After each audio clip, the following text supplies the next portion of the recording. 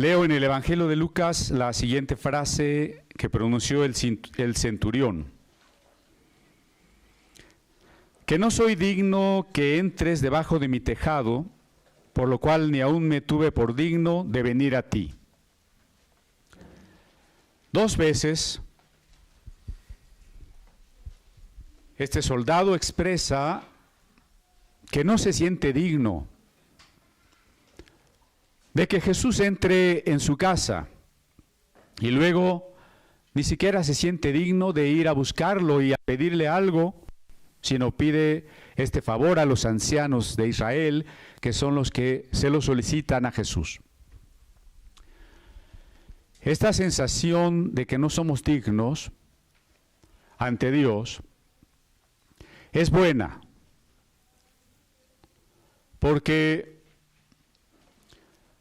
ciertamente no lo somos.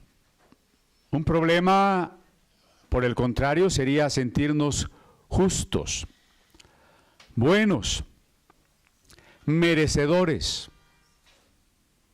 Tenemos que comenzar por el reconocimiento de nuestras fallas y de nuestra propia indignidad frente al trono de ese Rey tremendo y majestuoso del que acabamos de escuchar. Pero la respuesta que da Jesús, trayendo la sanidad a la persona por la que este hombre intercedía, nos muestra qué es la gracia. La gracia es que Dios nos ama sin necesitarnos, sin estar obligado. La gracia es que Dios nos bendice sin que lo merezcamos. Por eso cuando usted y yo, a la manera de este centurión, de este soldado romano, nos dirigimos a Dios y le decimos: Señor, ¿qué te puedo pedir? No me siento digno. Lo que he vivido no me permite orar con la confianza de decirte: merezco que me des esto o aquello. Nos acercamos a Dios en la plena conciencia y la plena sensación de nuestra indignidad, pero al mismo tiempo el mensaje del Evangelio es el mensaje de la gracia, el regalo inmerecido que Dios nos da, un regalo que no merecemos. Así que podemos decirle a Dios: Señor, sé que no merezco, no me atrevo a levantar los ojos, pero sé que tu gracia quiere bendecirme abundantemente. No lo merezco, pero quiero extender mis manos para recibir todas las cosas grandes y maravillosas que tú quieres darme. Eso es la gracia. Es la misma gracia por la cual sabemos que estamos salvados. Muchas personas viven en la incertidumbre porque si se les preguntase: si usted muriera en este momento, ¿dónde iría? No lo sabe. No lo sabe porque está tratando de ser bueno, porque espera que después de la muerte, cuando Dios lo juzgue, sea indulgente y tal vez sus obras buenas pesen más que las malas. O alcanzar a tomar algún sacramento antes de morir. No lo sabe. Entonces no ha entendido la gracia. Gracia significa regalo de Dios. Es por esa gracia que Jesucristo vino al mundo. Nosotros no merecíamos que Jesús muriera por nosotros. Pero cuando Jesús murió por nosotros, ya llevó nuestros pecados. Ya nos perdonó. Usted es una persona perdonada. Ya es una persona perdonada. No lo merece. No se lo ganó. Ni yo me lo gané. Estamos perdonados porque Cristo murió por nosotros. ¿Qué es la fe? La fe es aceptar la gracia. Jesús se maravilló ante la fe de este hombre y dijo Jesús la frase: ni aún en Israel he hallado tanta fe. Un hombre que se sabe indigno, pero que recurre a la gracia de Dios. Esos debemos ser nosotros. y poder decir, cuando yo muera, sé a dónde voy.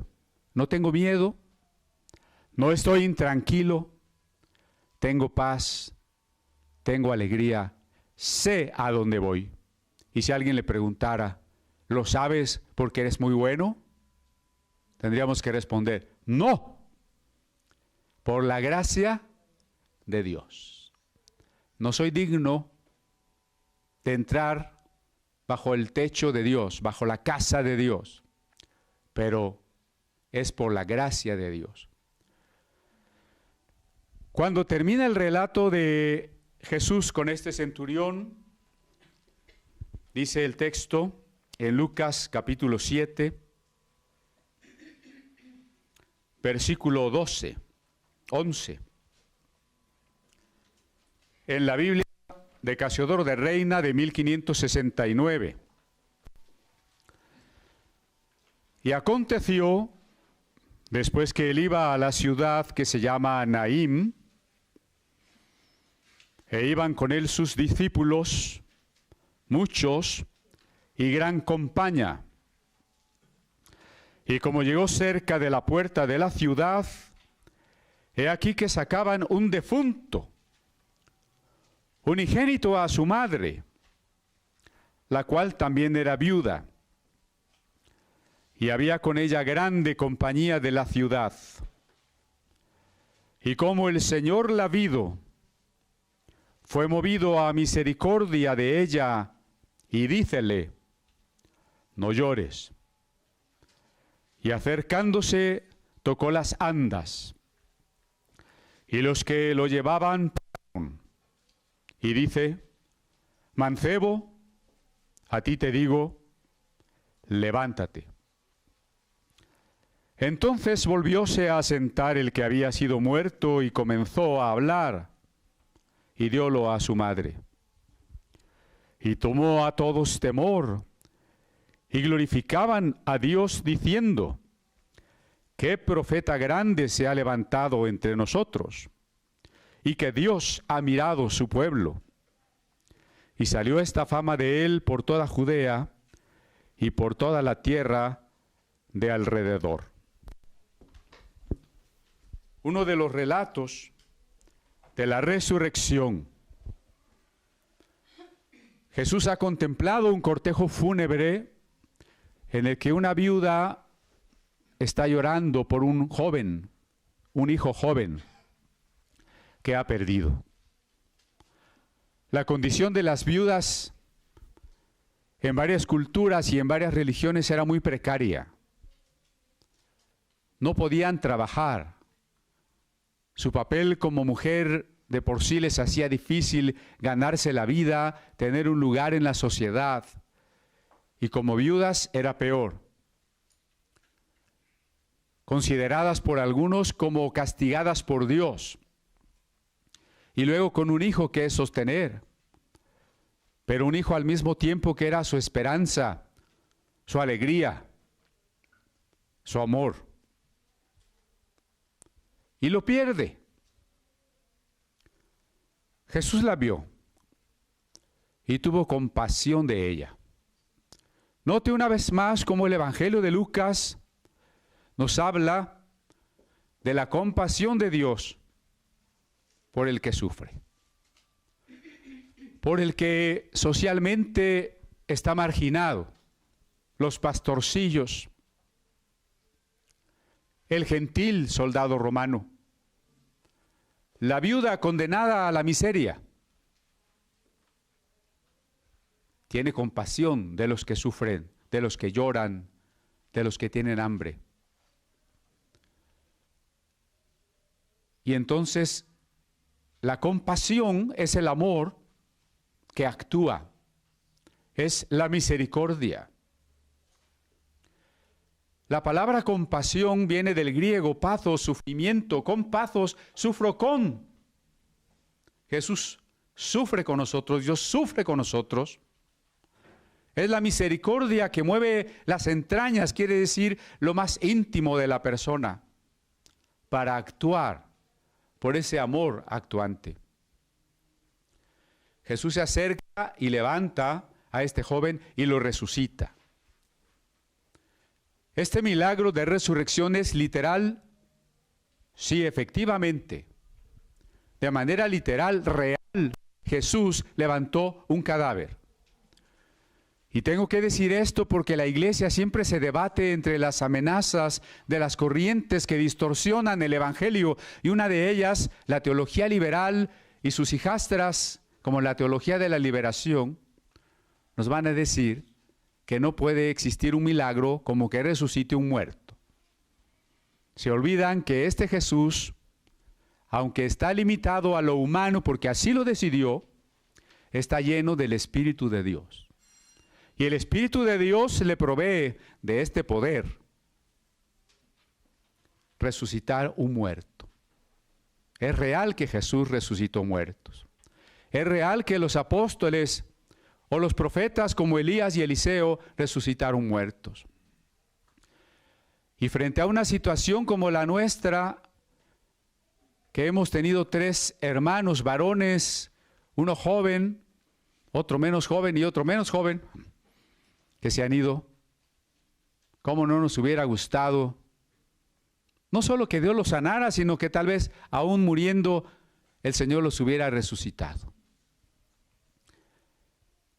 Que este milagro de resurrección haya sido real, no lo hace cotidiano tampoco, no lo hace frecuente. Imagine usted si Dios resucitara a todos los que mueren. No cabríamos en este mundo. Necesitamos entender la voz del Espíritu Santo cuando Dios quiere hacer un milagro o cuando no nos está dando la indicación de orar por un milagro. Hubo un caso muy triste, bueno, cuando menos he escuchado de varios, pero uno de ellos, el pastor, fue a orar al entorno donde una familia sufría por un familiar muerto y dijo que el Señor lo iba a levantar y empezó a orar por esa persona y esa persona no resucitó. Y la familia no era creyente. ¿Usted sabe cómo queda el evangelio? No es que nos falta fe para saber que Dios puede resucitar a alguien. Es que tenemos que saber cuando Dios nos indica si hemos de orar por un enfermo para que sane, si hemos de orar por un muerto o si hemos de orar por lo que sea. No es porque nosotros queremos, porque nosotros deseamos o porque la Biblia dice y entonces siempre tiene que ser así. Dependemos de la guía del Espíritu Santo. Dependemos de la voluntad de Dios. Creo que cada uno de los dolientes en estas pérdidas que hemos sufrido, tuvimos que vivir a la manera de Job esa disposición de aceptar la voluntad de Dios. Si Dios dio y Dios quitó, bendito sea su santo nombre. Porque cuando vamos a orar por un enfermo, sí, si Dios nos dijera, ora para que sane, pues oraremos, pediremos a Dios que lo sane. Estoy siendo cuidadoso, si usted se fija, no estoy diciendo, y entonces yo lo voy a sanar, Pediremos a Dios que lo sane. Pero quizá el Señor nos mande, como mandó al profeta Isaías, a visitar al rey Ezequías y le dijo, prepara tu casa porque vas a morir. Tenemos que escuchar la voz de Dios. Pero este relato del Evangelio de Lucas, de la resurrección, también nos enseña un aspecto espiritual muy importante. Hay muchos pasajes en la Biblia acerca de la muerte, de la vida eterna y otros temas relacionados. Pero quiero centrarme en Lucas, porque estamos estudiando Lucas. Porque lo importante del aspecto teológico de este relato es que quien da la vida es Jesucristo. Y esta es la diferencia con la religión. Las religiones no tienen una importancia última. La mayoría de las religiones tienen algo bueno que enseñarnos. Tienen cosas encomiables. Los devotos sinceros de las distintas religiones son personas a las que podemos admirar, pero la religión no tiene una importancia última, ni siquiera el cristianismo, ni siquiera el judaísmo. Fíjese lo que estoy diciendo. Usted no vaya a preguntarse, bueno, si el cristianismo no es la preocupación última, entonces ¿a qué venimos? No venimos a predicar del cristianismo, no venimos a presentar el cristianismo como la solución. Venimos a presentar a Cristo. No es lo mismo. Cristo es una persona. El cristianismo es un sistema de creencias, de prácticas, de instituciones. Pero el cristianismo no se predica a sí mismo. El cristianismo señala a una persona que se llama Jesús el Cristo. Las religiones no tienen gran importancia. Esto a veces los propios cristianos no lo comprenden. Porque los cristianos están pensando que necesitamos mejores planes de crecimiento, que necesitamos más actividades, necesitamos estrategias, necesitamos alianzas, necesitamos financiamiento, necesitamos desarrollo de liderazgo. No necesitamos nada de eso. Solo necesitamos una cosa: poder decir como Pablo, ya no vivo yo, mas Cristo vive en mí. Ninguna religión nos da la vida.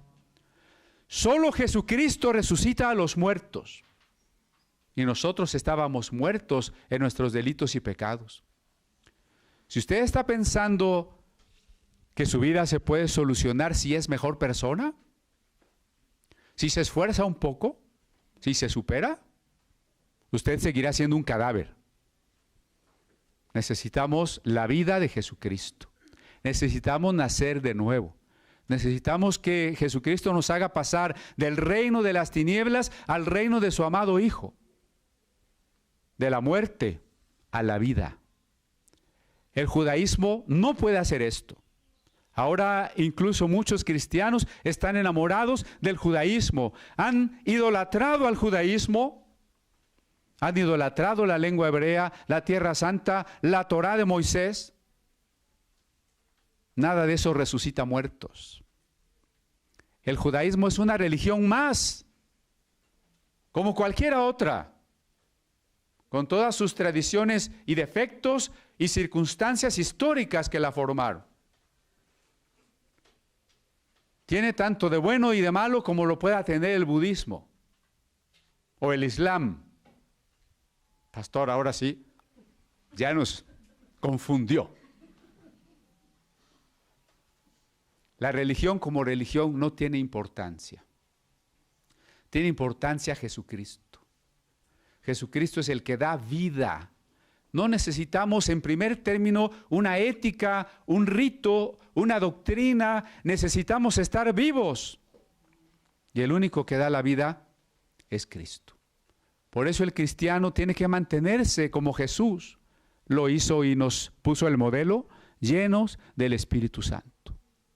¿Por qué Jesús puede sanar y orar al Padre para que sane el siervo del centurión? ¿Por qué Jesús puede conmover sus entrañas y saber que Dios le permite sanar a ese joven que había muerto y levantarlo nuevamente? Porque está lleno del Espíritu Santo. La única clave para vivir la vida cristiana es estar lleno del Espíritu Santo. Los evangelios nos muestran al Cristo caminando sobre la tierra. Desde que Cristo se fue, físicamente, Cristo está aquí por el Espíritu Santo. Si Cristo es el centro del cristianismo, el centro de nuestra fe y de nuestra vida, lo está por el Espíritu Santo. Por eso no puede haber algo más importante para el cristiano después del nuevo nacimiento que estar lleno del Espíritu Santo. No puede haber algo más importante para la iglesia que ser una iglesia llena del Espíritu Santo. No puede haber algo más importante para nuestros planes, preocupaciones, necesidades, que la guía, la plenitud, la comunión con el Espíritu Santo. Ciertamente nuestra vida se va muy rápido. Tenemos que estar preparados. Nuestro hermano Gerardo tenía 86 años, pero nuestro hermano Eric tal vez tenía 17 años. ¿Cuándo nos vamos a ir No sabemos. El domingo pasado les leí algunos fragmentos de las coplas de Jorge Manrique, aquel poeta contemporáneo de Casiodoro de Reina, que comienza diciendo: despierte el alma dormida, avive el seso y despierte contemplando cómo se pasa la vida, cómo se viene la muerte. Cuán presto se va el placer, cómo después de acordado da dolor. Y si bien pensamos, daremos lo no venido por pasado. Nuestras vidas son los ríos que van a dar a la mar, que es la muerte. Efectivamente, se pasa tan rápido, es tan efímera la vida, que si bien pensamos, dice Jorge Manrique, daremos lo no venido por pasado. Cuando estamos esperando algo, y de repente ese algo que esperábamos ya sucedió. Hace algunos meses que yo sabía que tenía que ir al Ecuador, y lo veía lejos. Pues ya fui y ya regresé.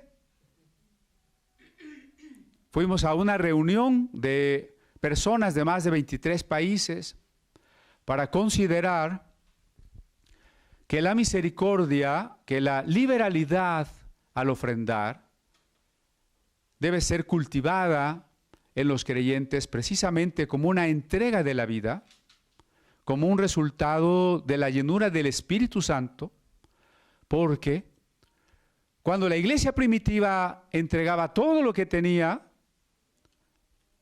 nadie los obligaba. No los obligó una filosofía política, no los obligó una revolución, un régimen dictatorial para vender sus propiedades y dar el dinero para los pobres. Los movió el Espíritu Santo. Daremos lo no venido por pasado. Nuestra vida se va rápido. Por eso les he dicho que recuerde cuando usted era un niño, cuando usted estaba en la primaria. ¿Alguien recuerda cuando llegó al primer año de primaria? ¿Cómo veía a los de sexto? Y pensaba, cuando yo cumpla sexto, cuando yo llegue a sexto. Bueno, ya pasó de sexto. O como dice Fernando del Paso, ¿no? En Noticias del Imperio, como Carlota pensando, ¿no? Todos los tiempos llegan alguna vez. Cuando cumples tus 15 años, cuando te casas, pero finalmente cuando te mueres. El Evangelio de Lucas tiene otros textos importantes que están más adelante, pero que quiero tocar. Allá en el capítulo 12 del Evangelio de Lucas,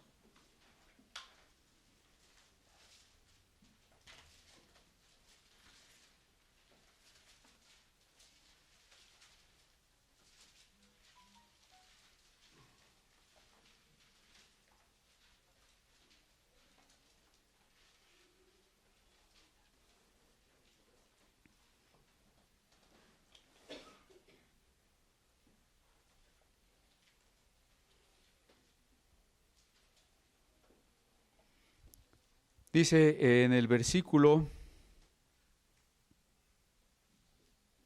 13.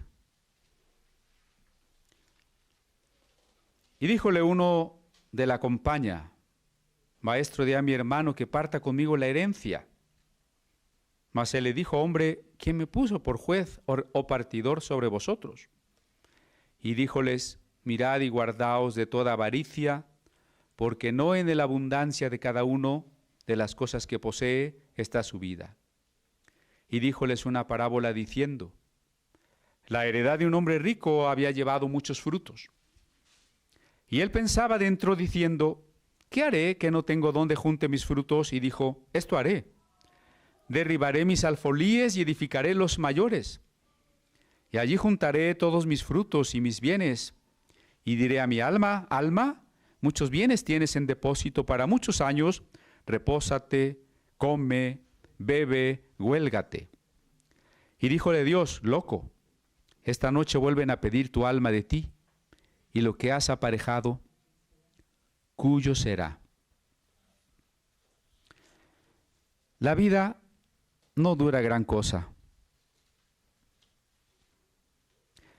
El verso 4 del mismo capítulo nos dice, mas digoos, amigos míos, no hayáis temor de los que matan el cuerpo y después no tienen más que hagan.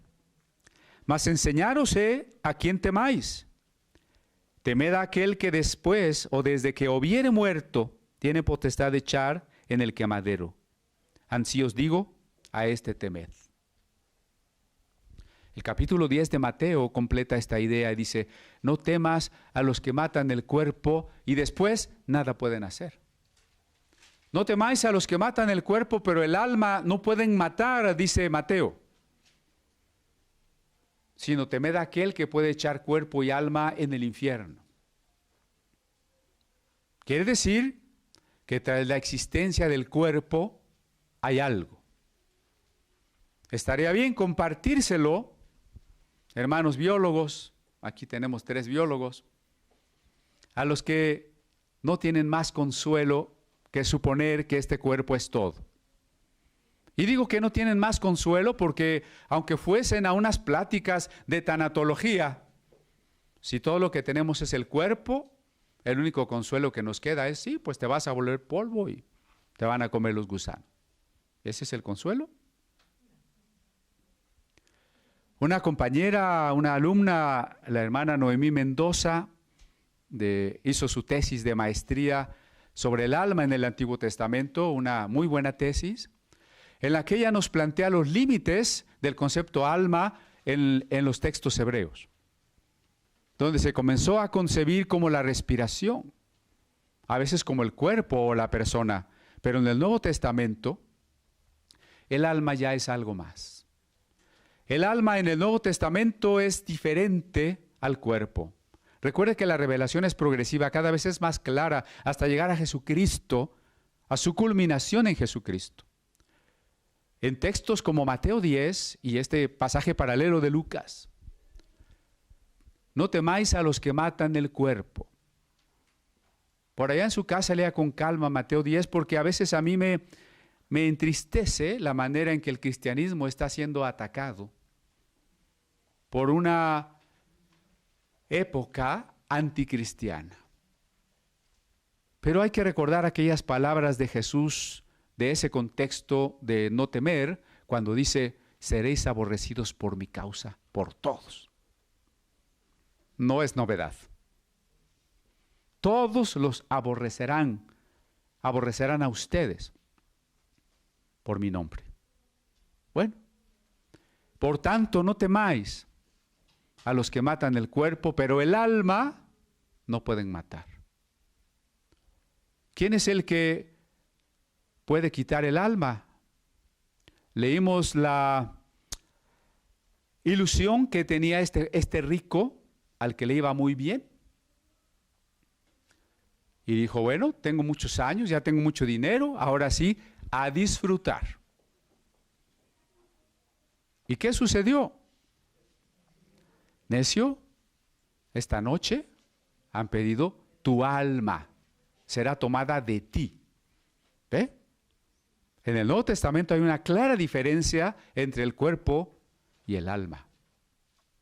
El alma pervive al cuerpo. Cuando pensamos en el cerebro, como esos millones de neuronas, tan ordenadas, tan capaces de imaginar, de recordar, de pensar, de sentir, de decidir, es maravilloso el cerebro. ¿Acaso el cerebro solo existe para que a nuestros 40, 60, 80 años se acabe?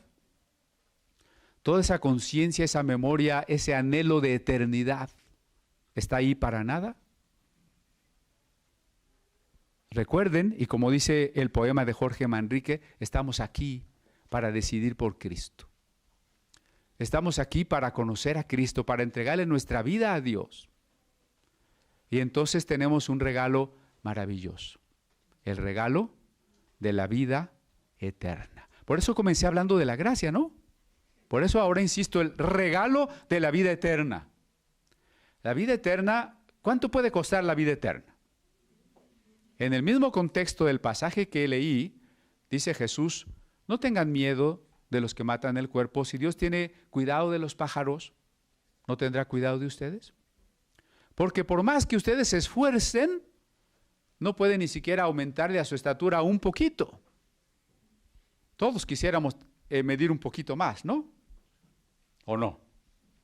Bueno, algunos tal vez no, pero muchos quisiéramos medir un poquito más.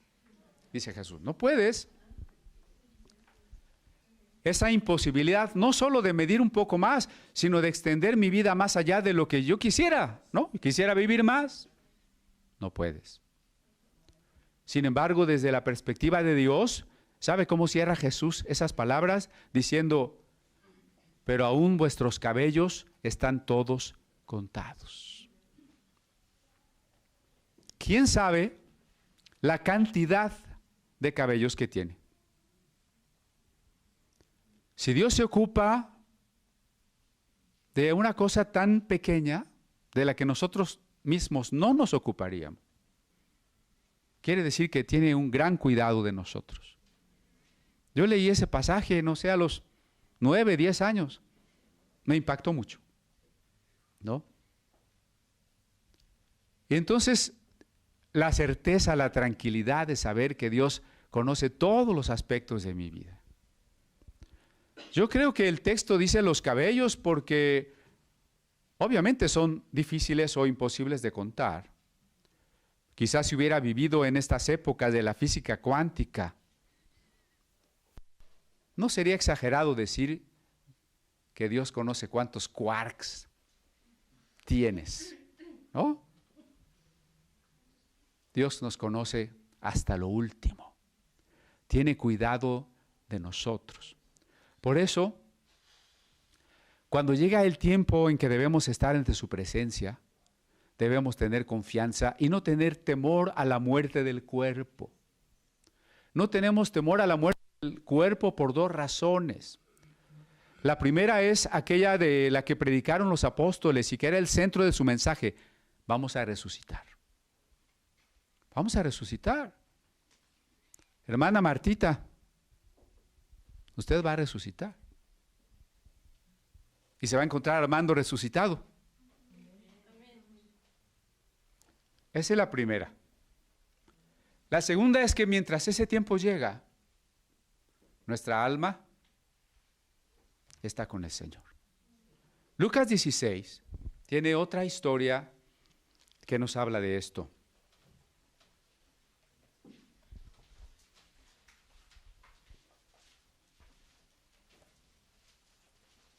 Dice en el versículo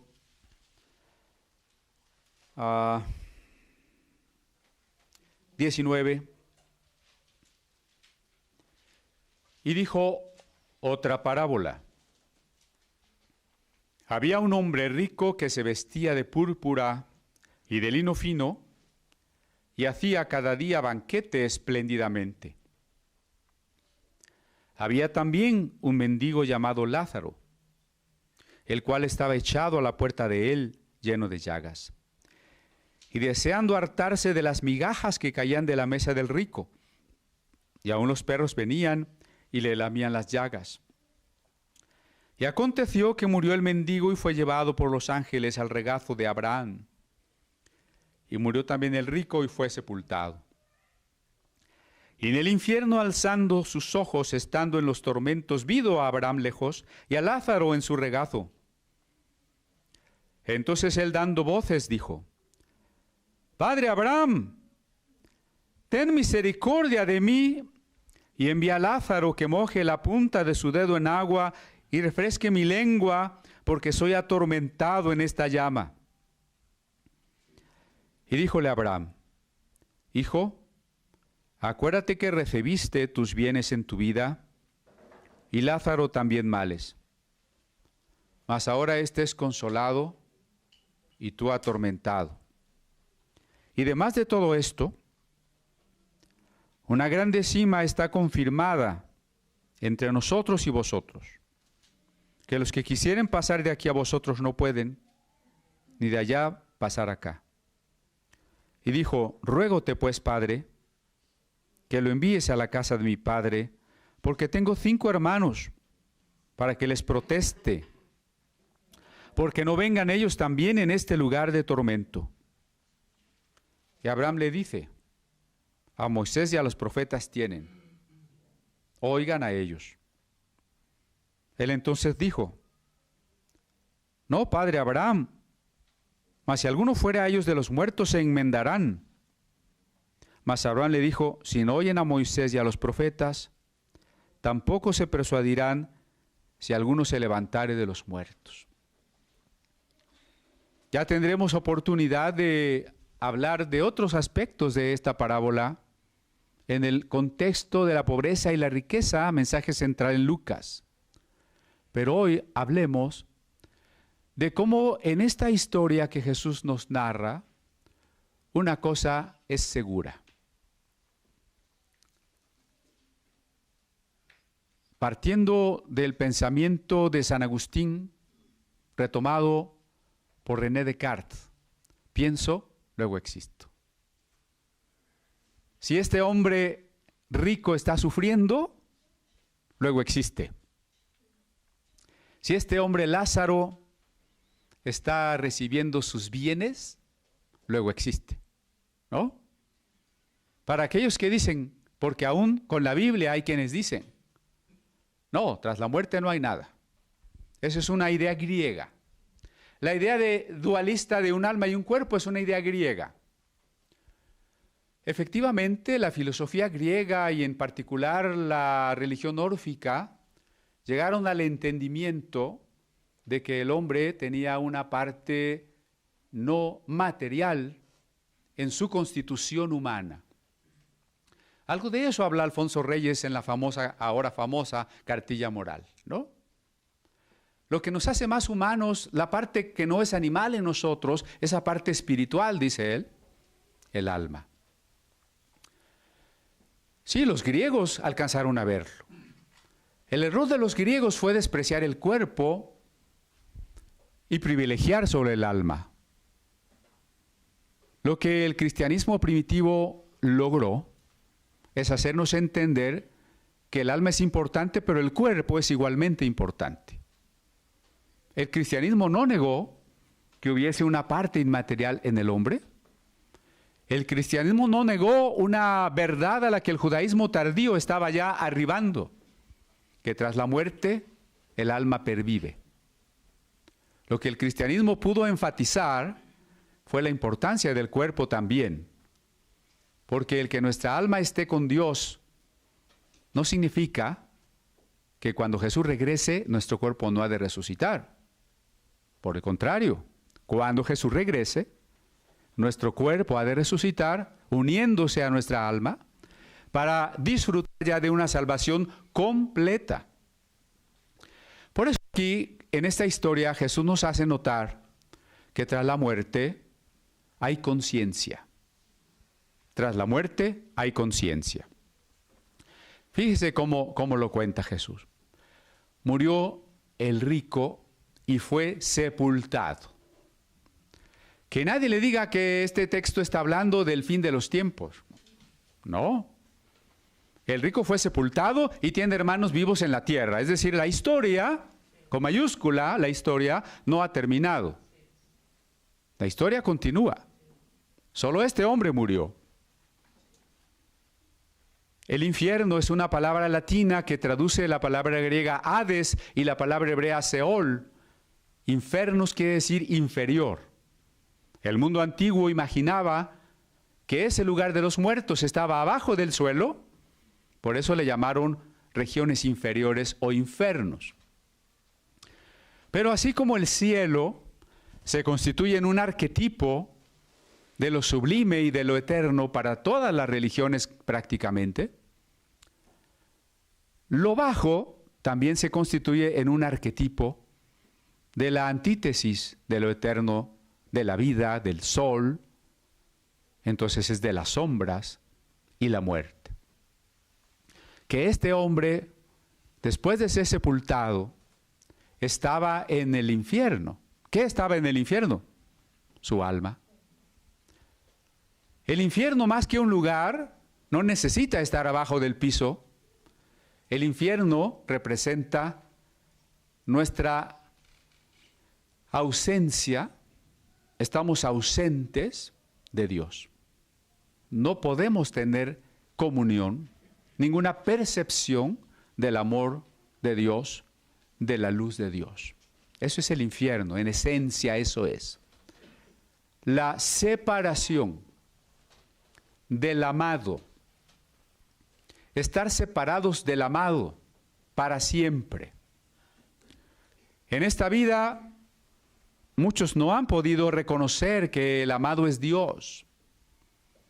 Y bueno, no lo sienten muy necesario porque Dios nos da la vida de todas maneras, nos da la comida, ¿no? Dice Lucas, Dios hace que su sol salga sobre buenos y malos, que llueva sobre justos e injustos, porque es misericordioso. Eso lo vimos en el capítulo previo, cuando concluye, sed misericordiosos como vuestro Padre Celestial es misericordioso. En la misericordia de Dios, aún hoy, el que no cree en Dios, o el que actúa en una vida contraria a todo lo que Dios quiere, de todas maneras, vive muchos aspectos de la misericordia divina. Pero cuando muera, no podrá percibir ya nada de eso. Y por el contrario, se dará cuenta de que sí había, déjeme llamarle, un más allá de la muerte. Un más allá de la muerte. Porque una preocupación fundamental de esta persona que estaba ya en el Hades, era su familia que estaba en la tierra, ¿no? ¿Por qué le preocupaba a su familia que estaba en la tierra? Por supuesto, porque el que muere no puede cuidar a la familia, no se vaya a dejar engañar, porque desde niños los engañan como en la película del Rey León, que su papá lo está cuidando desde el cielo. Eso es una mentira. Además, no necesito que mi papá me cuide desde el cielo, porque mi Padre Celestial es omnipresente, y Él es el que me cuida, ¿no? Pero el rico está preocupado por su familia que está allá en la tierra. Y está preocupado porque su familia no ha puesto a Dios en sus prioridades. No digo que no creían en Dios. Lo más seguro es que creían en Dios, eran judíos. Y seguramente como este hombre que murió, ellos también eran judíos ricos, con muy buenas relaciones con los sacerdotes, con muy buenas ofrendas que llevaban al templo, pero no habían entregado su vida a Dios. Ese es el punto, ¿no? No es si usted cree en Dios, no es si usted le pide ayuda a Dios cuando tiene problemas, no es eso. Es si usted le ha entregado su vida a Dios. La iglesia en Europa, en Estados Unidos, en su mayoría, está muy fría. Está muy fría porque se quedó con los ritos, con las costumbres, con las teologías. Pero ¿saben? Se ha dejado de predicar que el cristianismo se trata de entregarle la vida a Dios de manera total, absoluta. Y eso es algo que nunca deberíamos dejar de predicar aquí, ¿no? Esté yo o no esté, o quien esté, nunca debemos dejar de predicar que el cristianismo es entregarle a Dios la vida por completo, por completo. Y estos hermanos del rico muerto, no. Tal vez ni siquiera pensaban que había un más allá. Si eran del partido judío de los saduceos, entonces ellos no creían en un más allá. Y entonces el rico, quizá por eso era tan avaro, ¿no? No hay un más allá, tengo que disfrutar esta vida. Pero cuando está sufriendo en un más allá, entonces le dice a Abraham, dale permiso a Lázaro que resucite un ratito, aunque sea, ¿no? y vaya con mis hermanos que saben que murió y lo vuelvan a ver vivo y les diga, hay un más allá. Su hermano está en el infierno, arrepiéntanse. Y entonces Abraham le dice, eso no es necesario, tienen la Biblia. ¿La Biblia? Mis hermanos no leen la Biblia. Mis hermanos no creen en la Biblia. Muy bien. Si no creen en la Biblia, no creerían aunque alguien resucitara de los muertos y fuera y les avisara que si hay un más allá. No se puede. Mientras Lázaro también murió y fue sepultado, ¿no? El pobre, el mendigo, fue sepultado. Fíjese qué frase tan consoladora dice Jesús a continuación. Y fue llevado por los ángeles al seno de Abraham. Es evidente que lo que fue llevado no fue su cuerpo, ¿verdad que no?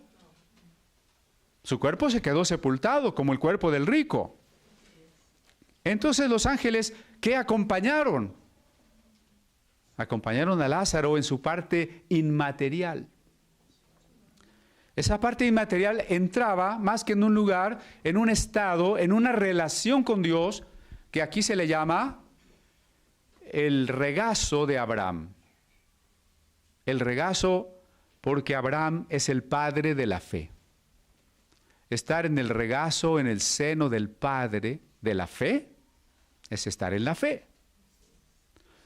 Por supuesto que la pregunta es, bueno, el rico ¿por qué se condenó y el pobre por qué se salvó? Y si usted me dice, el rico se condenó por ser rico, solo estaría manifestando un resentimiento social. El pobre se condenó por ser pobre, estaría pensando que nuestros sacrificios pueden llevarnos al cielo. No. Lo que la historia nos deja ver es que el rico se ensimismó en sus riquezas, en su avaricia, y no se preocupó ni por Dios, ni por el prójimo, que estaba en el zaguán de su casa, sin comida, enfermo, lleno de llagas. No tenía que ir al África para ayudar a los que se estaban muriendo de hambre. Estaba en el zaguán de su casa, y nunca le dio. Ni las migajas, ¿no dice? No le dio ni las migajas. Bueno, ¿qué significa eso? Que nunca puso a Dios como el centro de su vida. Que nunca vivió el amor de Dios. Por eso no está en el seno de Abraham, no está en el seno del padre de los creyentes. No es un creyente. Sí va al templo, sí es judío, tiene la religión judía, pero no tiene la fe que es aceptar la gracia. No tiene la fe transformadora. No es un creyente. Mientras que el mendigo es un creyente. ¿Por qué sé que es un creyente si ahí no dice que era un creyente? Pues porque está en el regazo de Abraham. Nada más por eso. Es un creyente, ¿no? Esa es la diferencia. ¿Usted cree o no cree? Eso es lo que determina su futuro. No necesita ser una gitana que lee la palma de la mano para saber el futuro. Usted puede saberlo desde hoy. El que tiene al Hijo tiene la vida. El que no tiene al Hijo de Dios no tiene la vida. Así lo dice la Biblia, ¿no? Por eso, usted no tiene que vivir en la incertidumbre. Pero es que si me muero no sé dónde voy a ir. Ya lo puede saber. Si no tiene al Hijo, ya está condenado. Ya lo puede saber. Oye, pero yo no quiero estar condenado. Bueno, entréguese al Hijo. Porque entonces, por el contrario, hay algo que usted ya puede saber, que tiene la vida eterna. Primera de Juan 5 nos dice que el objetivo de la Biblia es el siguiente: estas cosas se han escrito para que sepáis que tenéis vida eterna. Caray, ¿para qué tengo mi Biblia? ¿Tiene usted su Biblia ahí? Levántela un momento. ¿Para qué tiene su Biblia? Para saber que tenemos vida eterna en Jesucristo, el Hijo de Dios. Para eso tenemos la Biblia.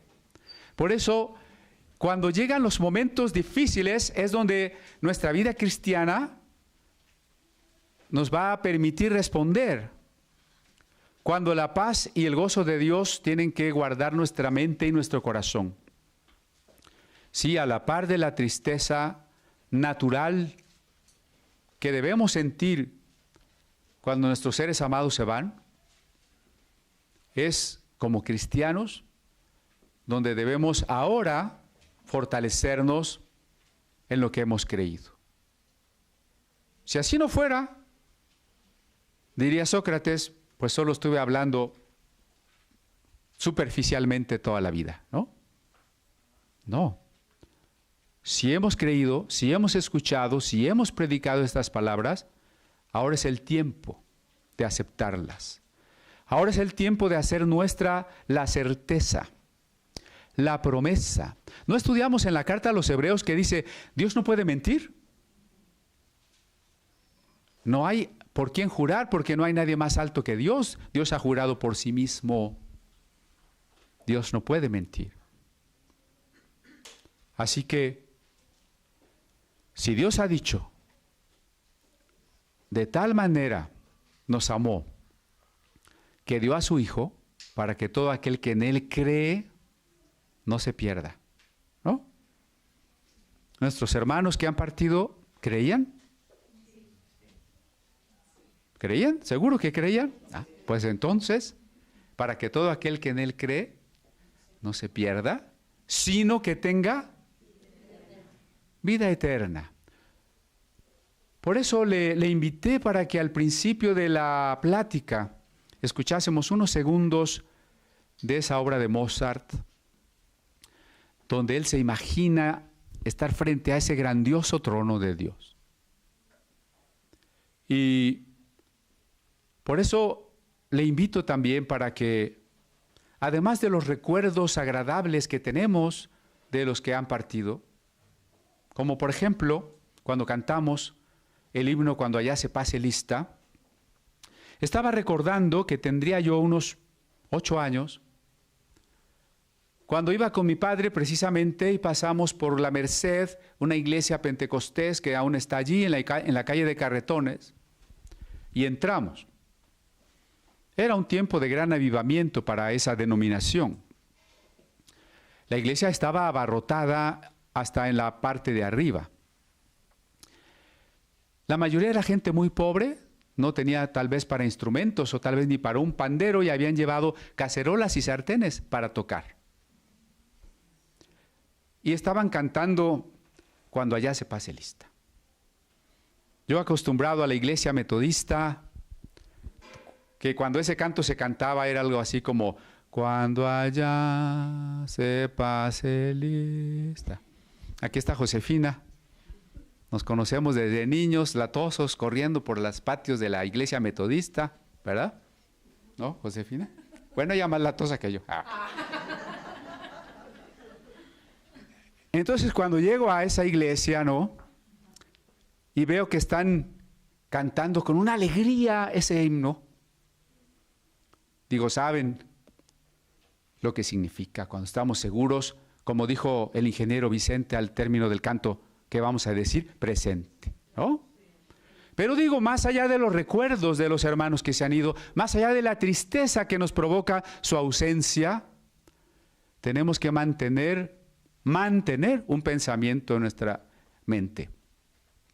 Están disfrutando la presencia de Dios. Algo que yo les envidio, ¿eh?